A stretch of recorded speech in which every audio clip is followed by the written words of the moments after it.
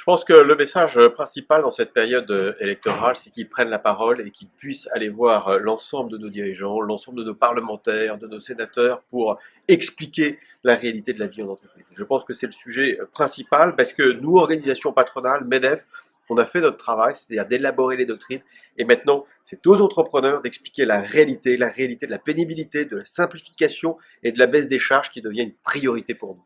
Vous comptez sur la Nièvre? Je pense qu'il faut compter sur la Nièvre. La Nièvre a un patrimoine incroyable. Et ce que j'ai vu ce soir, c'est une ferveur, un dynamisme, un peu de chauvinisme local, mais c'est extrêmement important pour porter toutes les valeurs de l'entrepreneuriat. Merci, monsieur.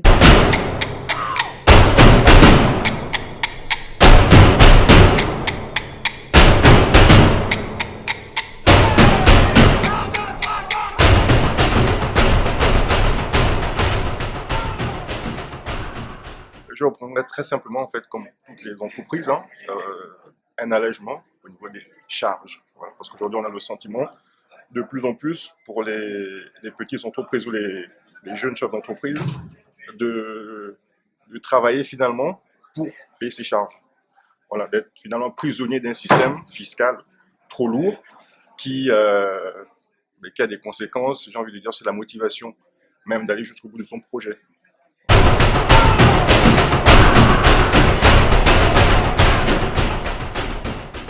Il n'y a pas une mesure déterminante qui me vient à l'esprit, plutôt plusieurs. Déjà, simple mesure, arrêtez d'en faire. Arrêtez de changer les règles du jeu en permanence, tous les 2 mois, tous les 6 mois. Voilà. Il y a énormément de règles actuellement, il y a beaucoup trop de lois. Faut arrêter d'en faire, il faut surtout en enlever. Plutôt que d'en faire, enlever des lois.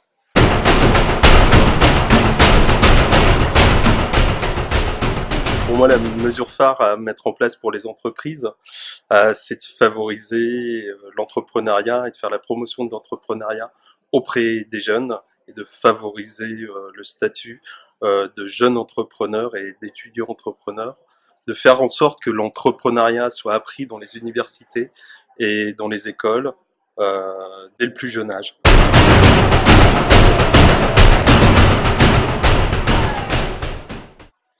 Mettre en place, plutôt confirmer, voire renforcer, je pense au CICE, qui est la mesure qui va, comme on l'a dit tout à l'heure, contribuera non seulement à nous sauvegarder, mais surtout à rattraper l'écart de compétitivité que nous avons avec l'Allemagne notamment et nos principaux concurrents.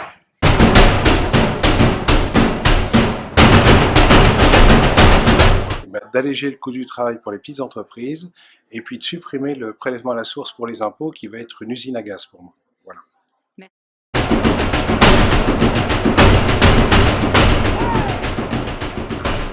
Immédiatement la flexibilité du temps de travail, de l'organisation générale, l'annualisation, puisqu'en fait, nous, avec 90% d'export et peu de concurrents, voire pas du tout de concurrents sur le marché français, donc on est en concurrence avec des Italiens, des Britanniques, des Américains et des Japonais, qui ont une législation du travail, notamment sur la flexibilité des salariés, que l'on n'a pas en France, et donc on ne se bat pas avec les mêmes armes.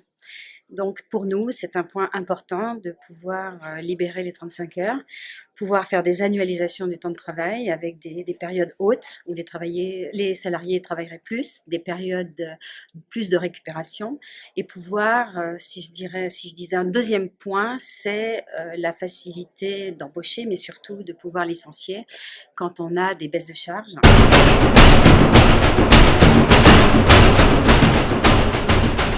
Alors aujourd'hui, le soutien des entreprises est indispensable, bien sûr. Il faut continuer dans l'esprit du CICE, mais pour ce qui me concerne moi plus particulièrement, dans la défense des entreprises adaptées, c'est également de prendre des mesures particulières pour le secteur des personnes en situation de handicap, qui souvent est un petit peu laissé de côté. D'ailleurs, j'en ai pas entendu parler ce soir. Même si le débat était très intéressant, même si les idées sont assez fondamentales, c'est vrai que c'est un secteur, le monde du handicap donc, qui est souvent oublié, y compris par nos dirigeants. Pour revenir donc aux élections, la question essentielle, c'est surtout de continuer, d'augmenter l'aide aux entreprises, qui est le fondement même de la société, parce qu'on parle de chômage, on parle de précarité. Or, tout ce qui peut aider à hausser le pouvoir d'achat, à remettre les gens au travail, dans l'accompagnement, etc., c'est l'entreprise. Et arrêtons de dénigrer l'entreprise, aidons l'entreprise. Quelques efforts ont été faits ces temps derniers, ces années dernières, mais c'est loin d'être suffisant et il faut parachever cela.